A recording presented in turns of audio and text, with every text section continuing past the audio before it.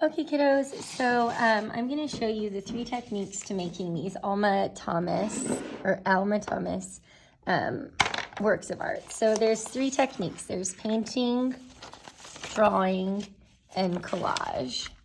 I'm going to do all 3 of these on one piece of paper. So let's start with collage. So I'm going to just take a piece of paper and I'm going to tear it. And I'm going to tear it into smaller pieces. And I want to try to make the pieces a little bit different. That way we get that really neat little puzzle look that Alma Thomas is so well known for. She really does create beautiful work, or did. She passed away. All right. So tearing. Okay. And then we can cut a shape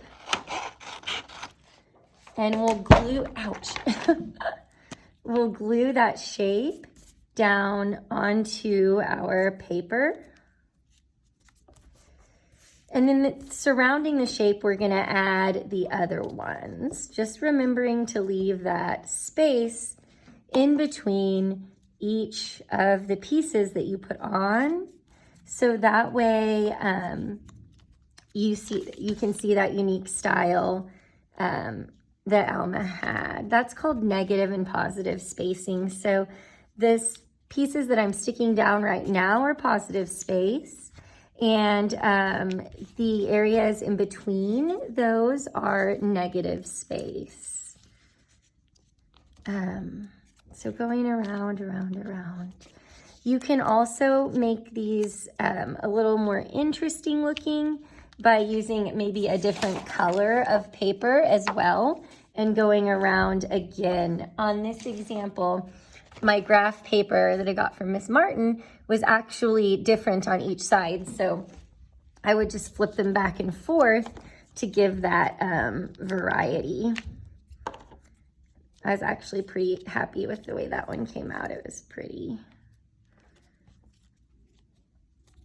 Okay, going around.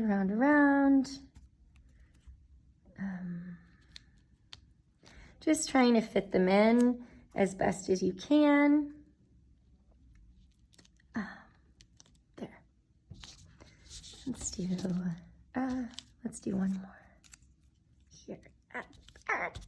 Get up there. There we go. Okay. So just doing that collage spacing around. You can fill your page that way.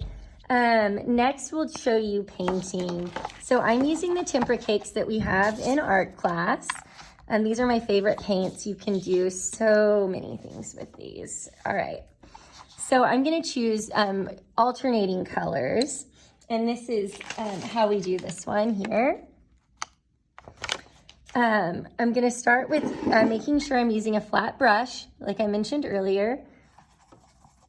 And I'm going to wet the first color that I want to use.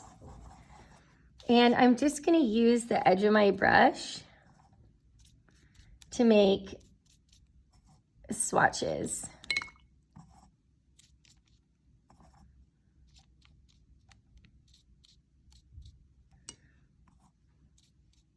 Okay, and then I'm going to choose another color, and while this paint is still wet, I'm going to go in and do those swatches again. And then I'll get some really cool blends where my paints kind of run together. Okay, after that, you can do the same thing with another color. Let's try some orange here. Boop, boop, boop, boop, boop, boop, boop, boop, boop.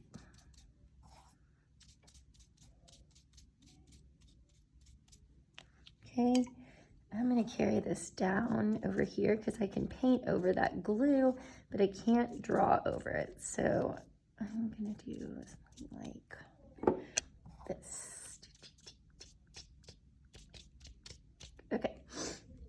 And then you can add the other color in the center. I'm going to go with red. Red is my favorite color.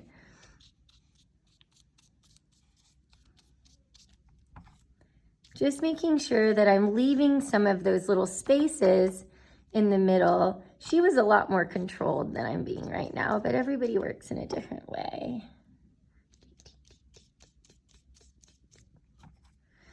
And this will work with any kind of paint if you've got watercolors at home, or if Miss Ryan maybe brought tempera paint to your class instead of the cakes.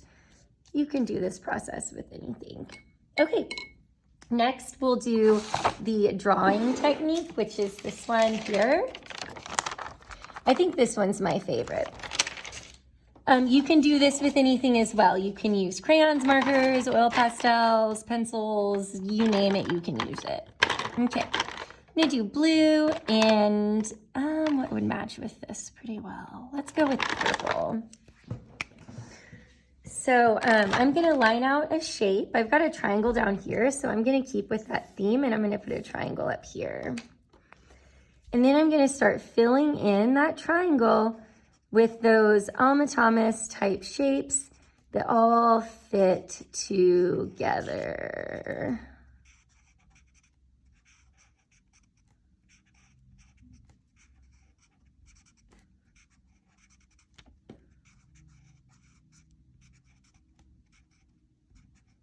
Okay. Oops, I just put my elbow in that paint. Oh, well, it's okay. And then I'm gonna go around that shape, doing the same thing. And this process, the drawing process, takes a little bit more time.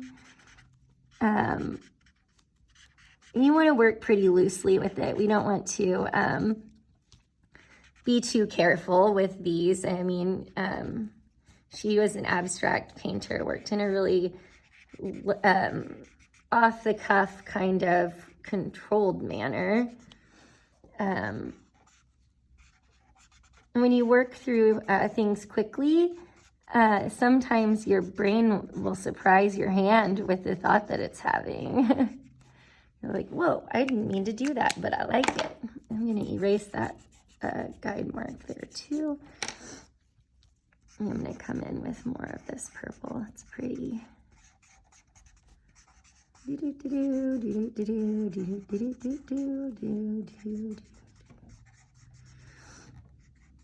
Okay, so those are the 3 techniques to creating Alma Thomas inspired works of abstract art.